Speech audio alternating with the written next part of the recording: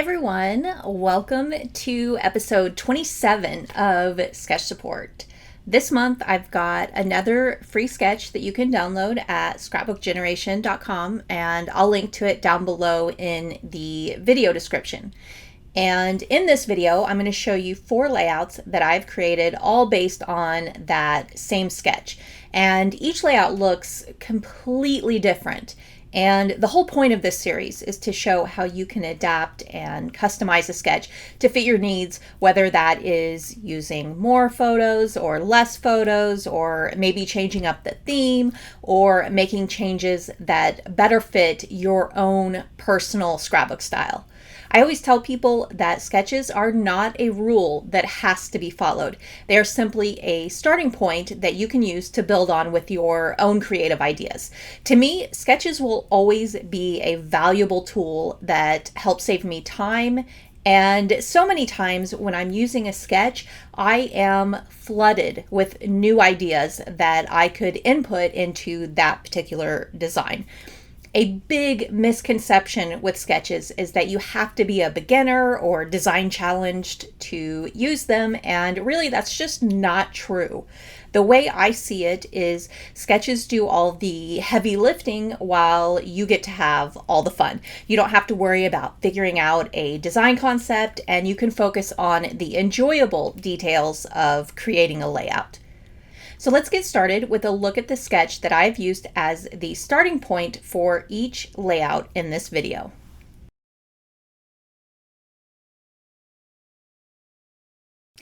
This one-page sketch has 3 2.5 by 3.5 inch photos arranged in the middle with a few vertical banner strips as a background, and then these really detailed flower clusters along the edges and corners of the photos. I actually created this sketch last year for a sketch challenge group, and it was one of those sketches that I kept seeing in my sketch folder and couldn't get it out of my mind. I really wanted to create something with it, so I thought it would be a fun one for this sketch support series. There's a lot you can do to customize this design. Those strips can be simplified by either using a single piece in their place, or maybe just using regular strips without the notches cut out. Or you could add even more detail to the design in place of those strips by maybe using hexagons or small hearts, or you could turn those strips into a themed element like birthday candles or arrows. If you like to have a visual of changes that you can make to these sketches, I always make a set of bonus sketch examples to go with the sketch support sketch. It's a 3-page PDF that has over 20 examples showing how to adapt the sketch. It shows how to change up the papers and design, how to use less photos, how to use more photos. There are options with just 4 by 6 inch photos, since that is a popular size that scrapbookers like to use. And there are options showing how to adapt the sketch to work with a different size of layout. So for this sketch, there are 4 options showing how to adapt this into a 2-page layout, and there's one showing how to adapt it into an 8.5 by 11 inch layout. It's really helpful if you need a visual, and it can be a great tool for learning how to adapt these sketches. And since we're on the topic of sketches, I've got several new sketch sets that have been added to the Scrapbook Generation online store, and I'll link to each one down below. I've been doing a shape series lately, so I've added 2 more to that. There are 2 sets of sketches that feature circle designs and 2 sets that feature triangle designs. And I've also rolled out a new type of sketches. I've had a few people request mini album sketches, so I thought that I would give that a shot. The first one I've got is a 6-inch circle album with a summer theme, and I thought it turned out pretty cute, and the response to it so far has been really great. And I want to mention, if you ever have a request for a specific style of sketch, be sure to let me know. I'm always open to suggestions.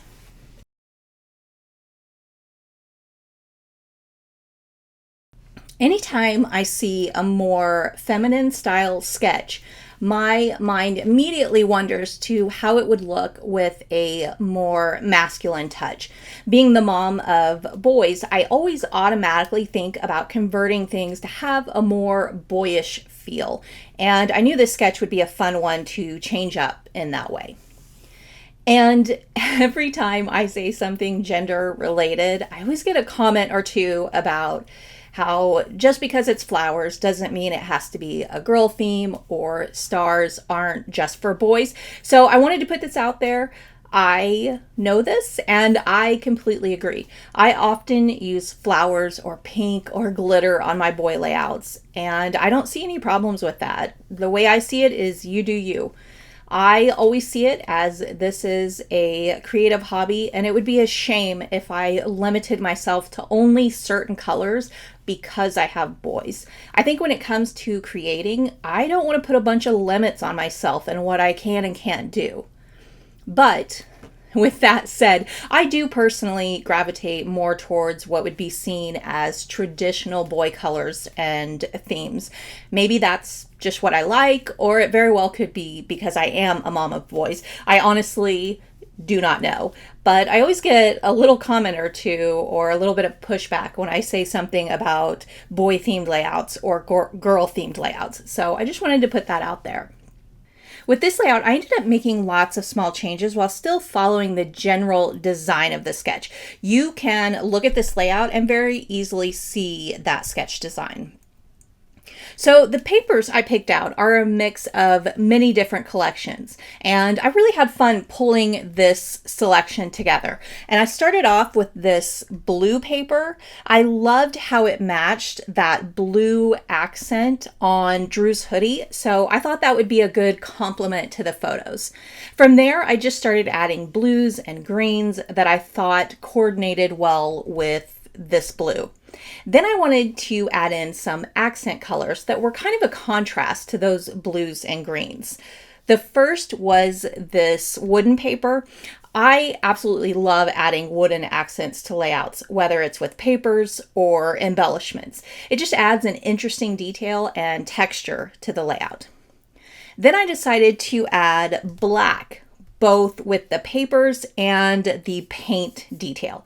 Black is such a great accent color. It always makes the main colors pop more. It's such a great contrast. For the strips on the sketch, I used both smaller, thinner strips, and I changed the style of them. I love this wooden arrow pattern paper from Echo Park and decided to cut along the design of the paper to create arrow strips instead of the banner strips on the sketch.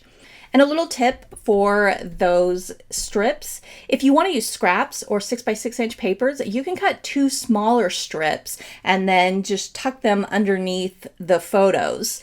And that gap between the strips is hidden behind the photos. It's creating the illusion of longer strips without wasting paper. And that's exactly what I did with this layout.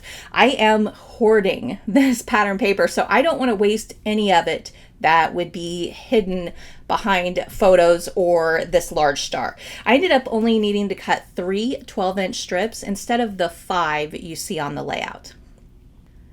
I loved the idea of adding a large shaped background to this sketch design. Since I was going with a star theme, I used 2 larger stars layered together.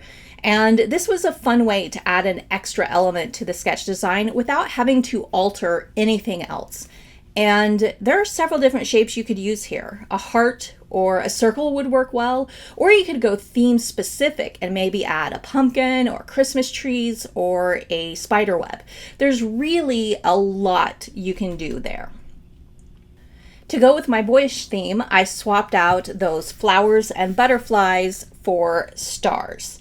I used mostly die-cut pattern paper stars. Then I added 3 acrylic stars for added dimension, and I love that it added a different texture with all the papers.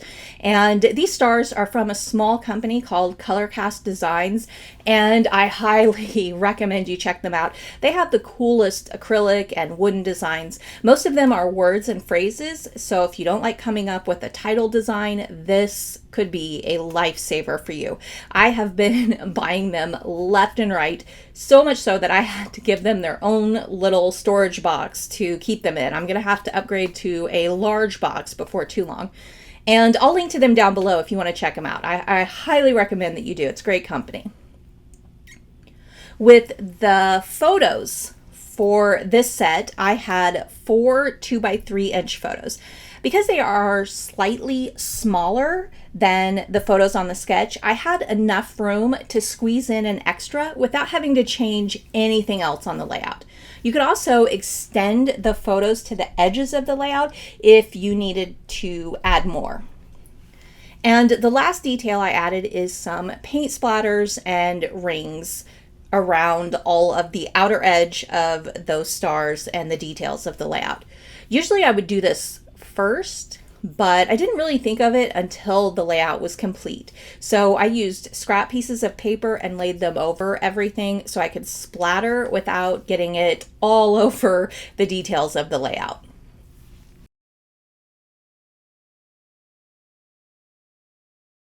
My second layout still follows the sketch for the most part with a fun little twist. I loved the idea of swapping out those strips for a grouping of smaller shapes.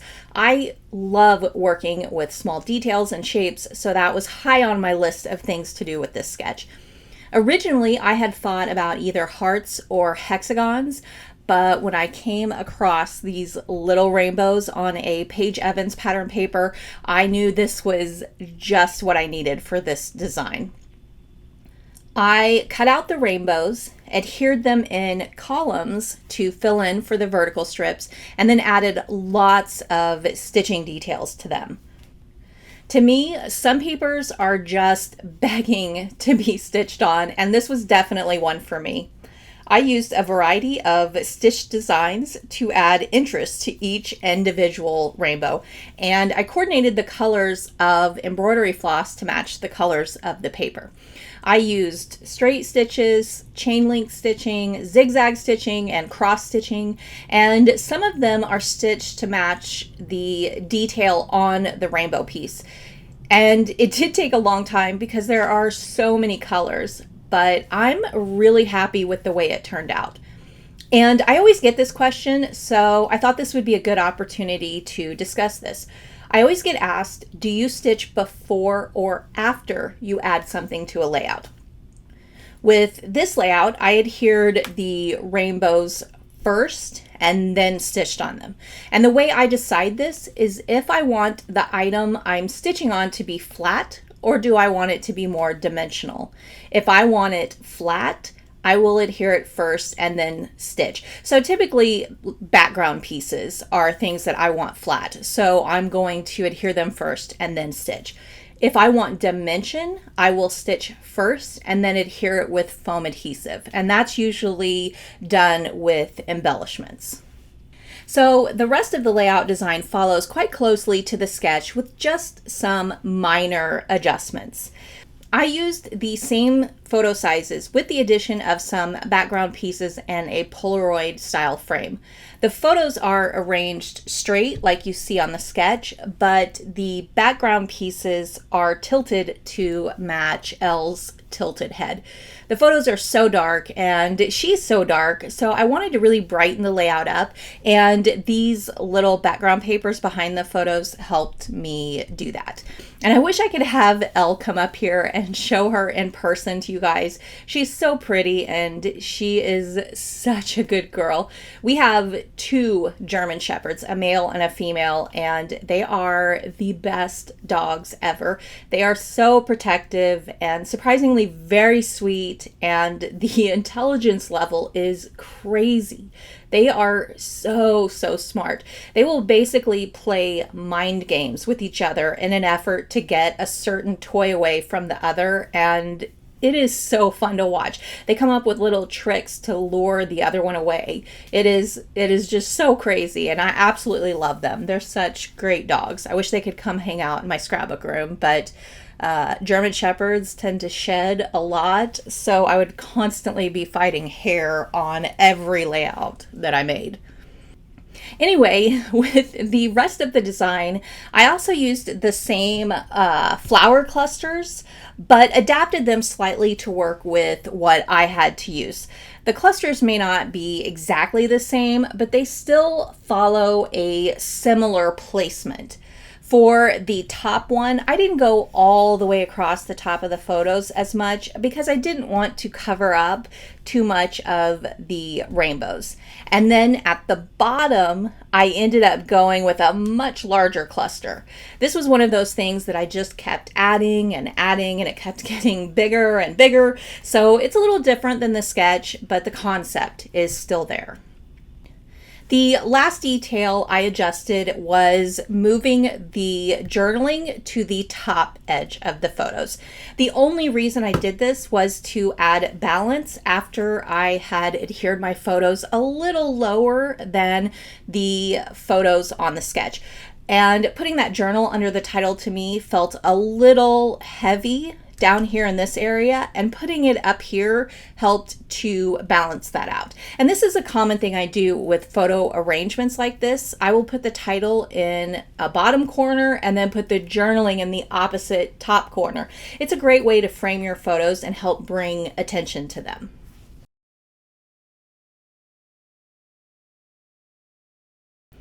With my third layout, it is one of those that at first you might not see the sketch, but I promise the sketch definitely influenced the design. And I think you'll get it when you hear the explanation for the changes. And this is a good example of you don't always have to end up with a layout that looks exactly like this sketch. I said earlier that sketches are always a starting point that you can use to build upon with your own creative ideas. Sometimes that means that your layout looks like the sketch, and sometimes that means your layout looks nothing like the sketch. And that is completely fine. There are no rules here when it comes to using sketches. The first thing I did was I rotated this sketch.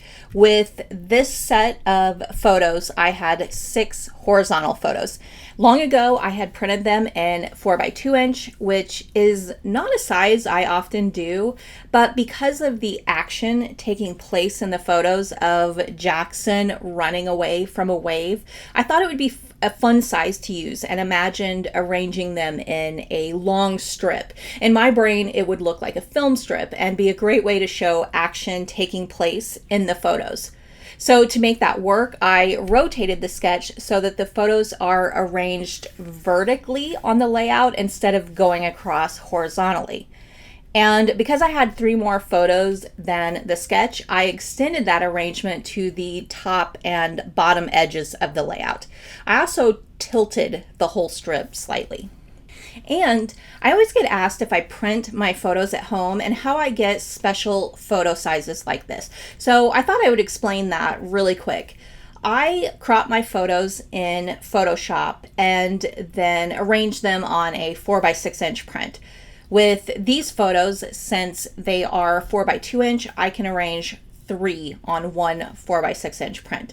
Then I can either print at home or at my local photo printing center. I mostly print at my local Walmart. I think the quality is great and they have matte photos, which is my favorite. I don't typically like glossier photos. I do have a Canon selfie at home, which I will occasionally print on. It's more for those times when I need something right away and I don't want to have to get out to pick up photos. So rotating the sketch also worked well with the strip design I had in mind, and I wanted to add more strips as well. I really wanted to do some sort of wave design with these strips, and in my eyes, the more waves, the better. Originally, I had planned on using die-cut wave strips, but a striped paper from Simple Stories gave me a completely different idea. I loved how well the colors of the stripes coordinated with my photos, so I decided to cut them into individual strips and then add a stitched wave design on top. I am always looking for different ways to play around with water themes, and this stitched wave was a new approach to that for me. For the rest of the layout, I mostly followed the sketch by arranging clusters along the edges of the photos. I used several different elements like rainbows, a sun, smiley faces, and flowers. Then to go with the water theme, I added a few Nuvo Drop droplets to look like water splashes. Because the photos go to the edges of the layout, my clusters are smaller and don't wrap around the corner of the photos like they do on the sketch. Also, I forgot to mention, if you enjoy using sketches and want to learn how to adapt and customize them, I have a new guide called Creating with Sketches. It goes in depth of how I break down a sketch design and adapt it to work with my needs. And it covers everything you need to know about making sketches work for you. And I'll link to it down below.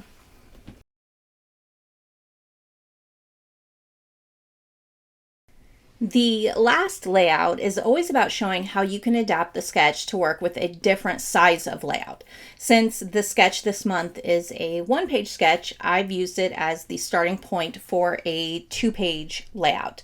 And there are many ways you can adapt a one-page sketch to work as a two-page layout. And with this one, I mostly focused on extending the design of the sketch by adding more photos and strips. And funny story, this is actually my second time scrapbooking these photos. Many years ago in our previous house, we were outgrowing our home rapidly. And my only option was to have a teeny tiny space in my bedroom for scrapbooking. And I had the layout I had made out on our bed and left the room. And apparently one of my cats thought that was an invitation to eat the corner. And I was so frustrated. So I've had these photos reprinted and sitting on my table forever. So it was nice to finally have the right opportunity to use them again. With this layout, I kind of combined the clusters and the strips on the sketch into one. I used lots and lots of arrows clustered at the top and bottom edges of the photos, with the arrows being a themed element and shaped similarly to a strip. It filled both those roles for background strips and embellishment detail. I used a variety of arrow styles and sizes and arranged them at different lengths. And of course, I had to add some hand stitching to add texture and dimension to those pieces. I also added in a few glitter stars throughout the design. The funny thing is that I used the same blue and the same wooden chevron paper that I used on the first layout. So what's funny about that is that the layouts look so different and have a completely different vibe because of the accenting colors with those two papers. For my photos, I used 6 3x5-inch photos and somewhat arranged them like the sketch at different heights and overlapped. I also went with 3 different sizes of photo mats just to help highlight those fun photos. Then the last detail I changed was, again, moving the journaling to the top edge of the photos. I used larger photos, so there just wasn't as much room below the title for the journaling. So I went with my go-to to balance out the design by putting the journaling in the opposite corner. Well, that's all for this episode of Sketch Support. If you enjoy using sketches, we have so many to offer at Scrapbook Generation, along with a huge supply of scrapbooking goodies. Also, if you want to try sketches, but you don't want to purchase them just yet, we have tons of free sketches available that you can download and try out and see if it's a good fit for you first. Thank you so much for watching, and I'll see you next time.